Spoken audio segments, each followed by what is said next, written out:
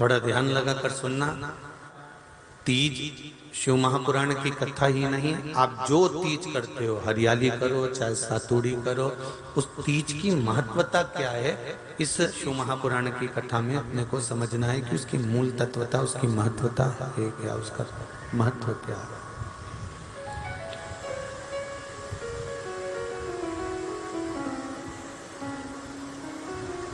भगवान ब्रह्मा, भगवान विष्णु और भगवान शिव, इन तीनों की जो अर्धांगिनियां, ब्रह्माणी, लक्ष्मी और पार्वती, इन तीनों ने तप कर कर, साधना कर कर ब्रह्मदेव को, भगवान विष्णु को और भगवान शंकर को प्राप्त किया।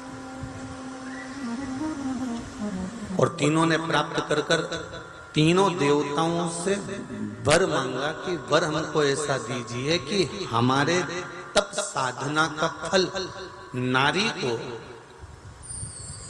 तीज के दिन प्राप्त हो जाए। अब देखिए जरा, एक ही व्रत से, एक ही उपवास से उसको संपूर्ण तप साधना का फल प्राप्त हो रहा, संपूर्ण तप साधना का फल उसको मिल रहा, मात्र एक व्रत से। केवल एक व्रत कर रहे हैं, संपूर्ण तप साधना का फल उसको प्राप्त हो रहा है। तो ब्रह्माणी ने ब्रह्मदेव से मांगा, लक्ष्मी जी ने भगवान विष्णु से मांगा, पार्वती जी ने भगवान शिव से मांगा कि ऐसा वर दे दीजिए जिस वर से एक ही व्रत करने से संपूर्ण फल की प्राप्ति हो जाए, संपूर्ण फल मिल जाए। ऐसा एक व्रत का फल दे दीजिए, मात्र एक व्रत का। अब देखिए, तीज करने वाली माताएं थोड़ा ध्यान से सुनना।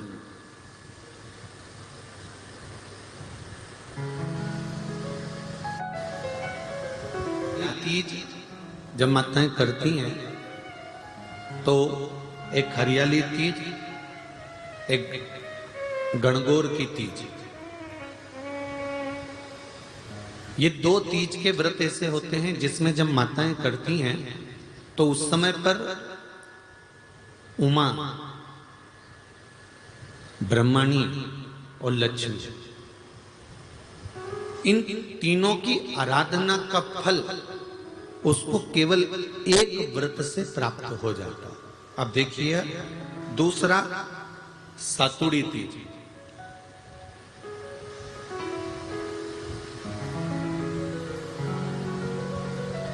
इसमें उमा और महेश्वर, उमा और महेश,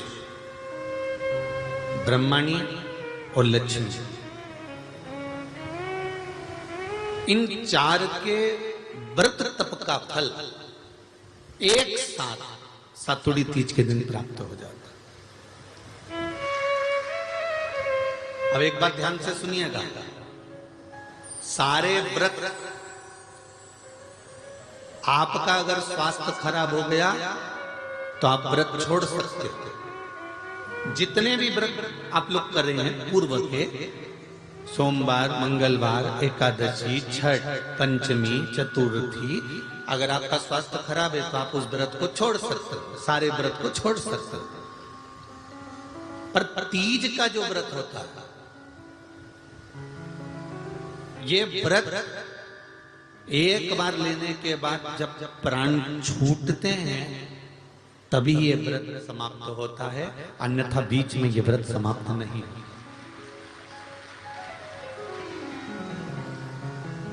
ये व्रत समाप्त होता ही नहीं। अगर शरीर से नहीं बनता कि अब हमारी अवस्था हो गई, अब शरीर से नहीं बन रहा है, तो भले एक पहर की पूजन कर कर, एक पहर का नियम धारण कर कर, एक पहर का स्मरण कर कर, एक पहर का पूजन व्रत धारण करो, और उसके बाद में भले आप थोड़ा सा जो भी आपको लेना है वो कर लो, पर इस व्रत को करना ही पड़ता है। इस व्रत का नियम ही यही है।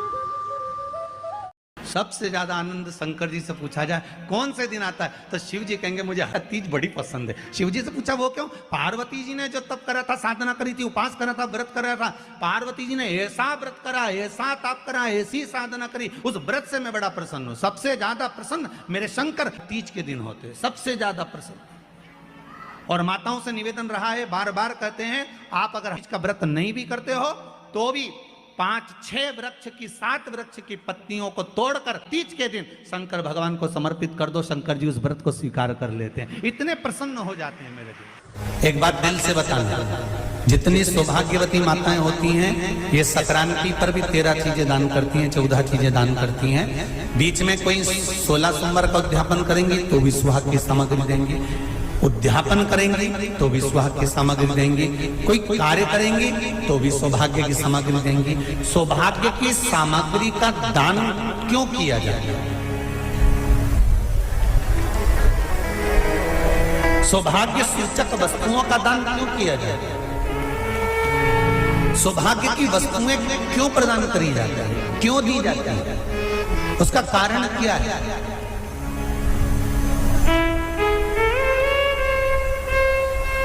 क्यों देते हैं महाराज? भारत की भूमि की सौभाग्यवती माताओं का एक मन की अभिलाषा रहती है, भारत की भूमि की माताओं की एक अभिलाषा रहती है कि जब उसके प्राण छूटे तो अखंड सौभाग्य धारण करके पति के कंधे पर और पुत्र के कंधे पर शमशान कर।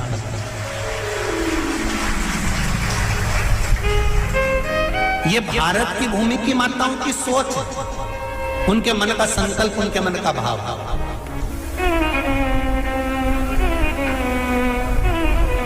क्यों देते हैं चूड़ी का दान, क्यों देते हैं बिंदी का दान, क्यों देते हैं अखंड सौभाग्य का दान? किस महाराज?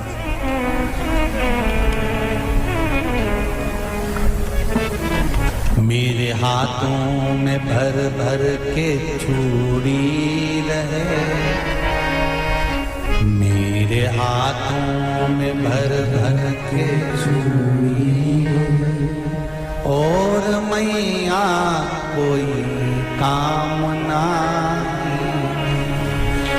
मेरे मस्तक पे चमकती चूनर रहे, मेरे मस्तक पे चमकती चूनर रहे, और मैया कोई कामना मेरी मांगों में भर भर के सिंदूर रहे, मेरी मांगों में भर भर के सिंदूर रहे, और मैया कोई कामना नहीं मेरे पाँव में बिछुड़ी का जोड़ा रहे। एक बिछुड़ी नहीं, कितनी? 2, 3, 4, 5, एक एक पाँव में जोड़े से बिछुड़ी होना चाहिए, केवल एक नहीं, सिंगल नहीं। वो तो आजकल का फैशन हो गया महाराज, जो केवल एक बिछुड़ी धारण कर लो उसी में फैशन दिखे। महापुराण की कथा कहती है जब बेटी को विदा करा जाता है और पहली बार बेटी के पांव में जब बिछुड़ी डाली जाती है तो वो बिछुड़ी भी अलग अलग नहीं होती, उस बिछुड़ी के जोड़ को चेन से एक दूसरे से बंधा हुआ होता। बोलो सही है कि गलत है? जितने आस्था चैनल पर कथा सुन रहे हैं, जितने फेसबुक पर सुन रहे हैं, यूट्यूब पर सुन रहे हैं, सुन लेना कि मेरे भारत की माताओं का जब पाणी ग्रहण संस्कार किसी व्यक्ति का होता है, उसके पांव में जब पहली बार बिछुड़ा पिनाया जाता है, बिछुड़ी पिनाई जाती है, तो वो बिछुड़ी भी एक दूसरे से बंधी हुई होती है, चेन से बंधी हुई होती है। उसको अलग अलग वाली बिछुड़ी शादी के मंडप में नहीं पिनाई जाती। क्यों? जैसे ये बिछुड़ी एक दूसरे से पांव में बंधी हुई है, तुम्हारी जिंदगी अंतिम श्वास तक ऐसी ही बंधी है। यही वर्णन है। वो तो अब माताओं ने थोड़ा सा फैशन चेंज कर दिया, अब पाँव में ज्यादा भी चूड़ी नहीं पहनती, गड़ती है, चुभती है, एक भी चूड़ी धारण महाराज। पर नहीं, चूड़ी भी दो हो, जोड़े से। हमारी माताएं, भारत की भूमि की जो माताएं हैं, ये चूड़ी भी हाथ में पहनती है तो जोड़े से पहनती है। बोलो जैसा सही है कि गलत है? एक अकेली चूड़ी माताएं हाथ में धारण नहीं करती हैं। अगर भारत की भूमि की संस्कारित माताएं हैं और भारत की भूमि की सभ्यता और संस्कृति को जानती है तो अकेली चूड़ी नहीं, जोड़े की चूड़ी पहनेगी, 2 चूड़ा डालेगी, 4 डालेगी, 12 डालेगी, पर सिंगल नहीं, अकेले। शिव महापुराण की कथा ये कहती है कि पार्वती जी ने और गंगा जी ने ये चतुर्मास में जितना सौभाग्य का दान दिया है, उनके बराबर दुनिया का कोई व्यक्ति इतना सौभाग्य का दान नहीं दे सकता जो माता गंगा और पार्वती दोनों दान दे रहे हैं।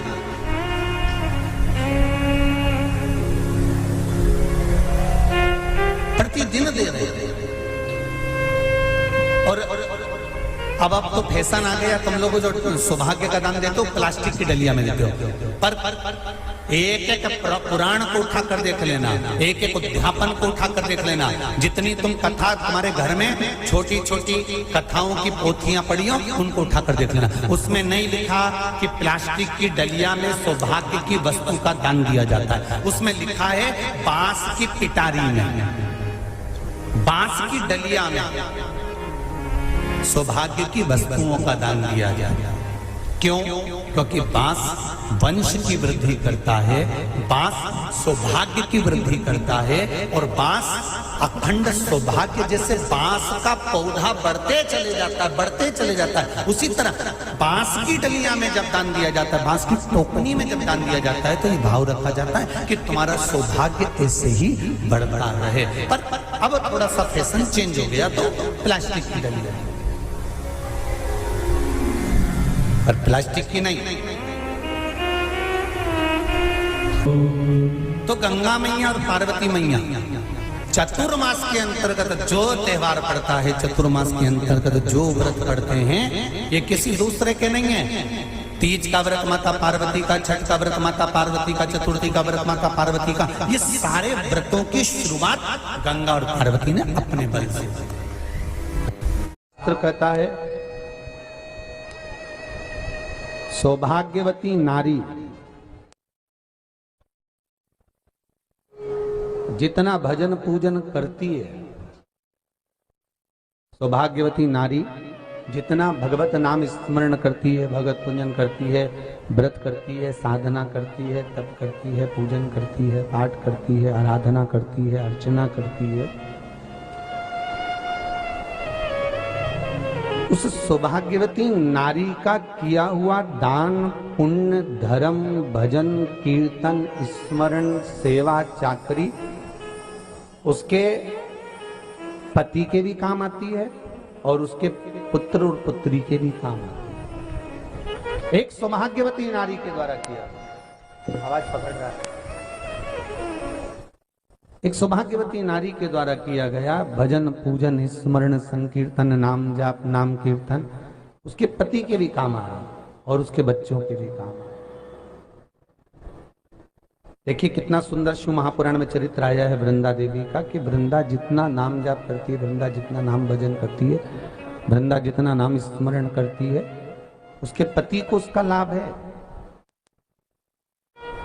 मर के व्रत का अगर आप विधान देखेंगे, और हम तो कहते हैं केवल 16 सोमवार से ही मतलब मत रखो। आप माताएं अगर एकादशी का व्रत कर रही है, सोमवार का कर रही है, मंगलवार का कर रही है, बुधवार का करे, गुरुवार का करे, चतुर्थी का करे, तीज का करे, छठ का करे, आप जो भी व्रत करते हो उस व्रत का विधान स्कंद पुराण में लिखा हुआ है। और स्कंद पुराण में क्या वर्णन लिखते हैं कि नारी जब सौभाग्यवती हो जाती है, लड़की की जब शादी हो जाती है और वो अपने पति के घर में जब रह रही होती है, पति के संग रह रही होती है, तो पति के घर में रहकर जितना भजन पूजन करती है, जितना स्मरण करती है, वो उसके द्वारा किया गया भजन पूजन व्रत आराधना उद्यापन चाकरी दर्शन, ये सब का फल उसके पति के खाते में भी जाता है और उसके पुत्र और पुत्री के भी खाते में जाता है।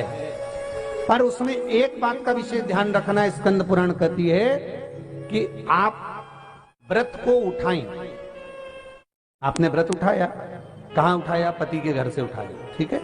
आपने व्रत उठाया सोमवार का, 16 सोमवार का, पशुपतिनाथ का, या गुरुवार का, या मंगलवार का, या बुधवार का, जो भी व्रत आपने उठाया वो पति के घर से उठाया। अब आपका फर्ज क्या है कि व्रत आप अगर कर रही हो तो पति के घर का ही अन्न, पति के घर का ही जल,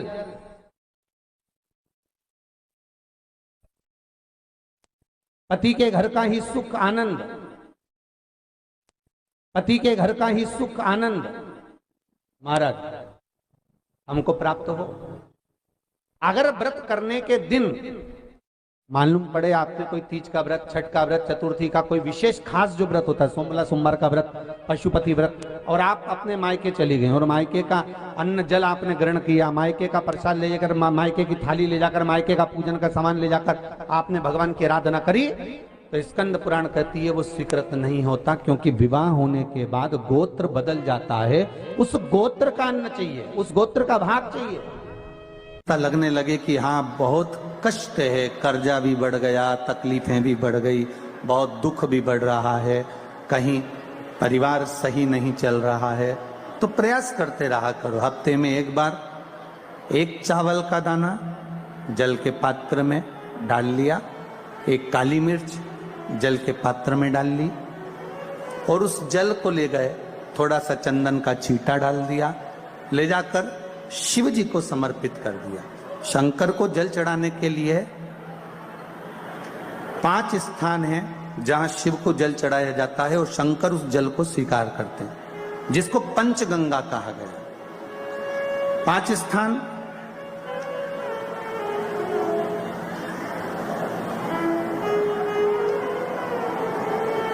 अच्छे से समझ लीजिएगा, जब भी शिव मंदिर में जाएं तो ये 5 स्थान शिव को जल चढ़ाने के लिए जे रखा है। शिवलिंग, गोल जलाधारी, ये चरण जहां से पानी नीचे की ओर जाता है। शंकर भगवान के 13 बच्चे हैं, 13 की 13 बच्चे, शिव जी का संपूर्ण परिवार, 33 कोटि देवता, 64 योगनियां, सब शिवलिंग के आसपास में। आप शंकर जी के मंदिर में जाकर ये कभी ना विचार करना कि पार्वती जी को ढूंढना पड़ेगा, या गणेश जी को ढूंढना पड़ेगा, या कार्तिकेय जी को ढूंढना पड़ेगा, या भैरव को ढूंढना पड़ेगा। हमें शंकर के मंदिर में जाकर किसी देवता को ढूंढने की जरूरत नहीं है।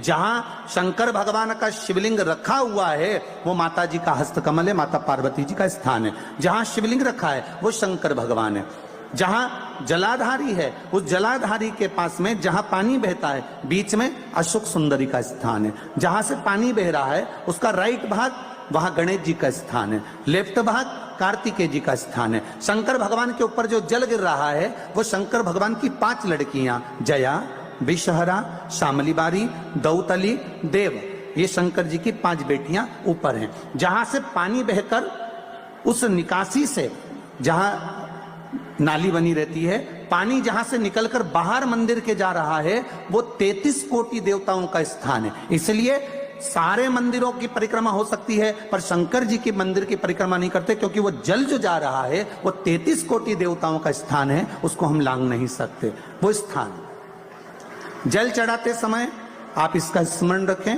पानी का जब पात्र लेकर जाते हैं मंदिर के अंदर, सबसे पहले शिव जी का जो जलाधारी है उसमें राइट भाग पर अपनी मनोकामना कर कर जल चढ़ाएं, फिर लेफ्ट भाग में चढ़ाएं रोग मुक्ति के लिए, अशोक सुंदरी की जगह पर चढ़ाएं, ये 3रा स्थान। 4था स्थान माता पार्वती जी का जो कटी भाग है जहां पर शिवलिंग रखा हुआ है उस भाग पर जल चढ़ाएं, 4था भाग। 5वां भाग शंकर जी के ऊपर चढ़ाएं। ये 5 जगह पर जल क्रम वाइज चढ़ाएं। आप लोग जाते हो डायरेक्ट जाकर शंकर जी पे जल उंडेल करा जाते हो, सीधे गए और शिव जी पे जाकर आपने जल चढ़ा दिया। हमारे यहाँ शास्त्र कहता है जैसे अपन देवताओं की पूजन करते हैं तो पंडित जी सबसे पहले पूजन किसकी कराते हैं? जम के बोलो जरा, गणेश जी की। गणेश जी के बाद पूजन कराते कराते कराते कराते कराते कराते आगे के सारे देवता कराते कराते कराते कराते फिर मूल पूजन पर पहुंचते हैं। आप डायरेक्ट मूल पूजन पे पहुंच जाते हो।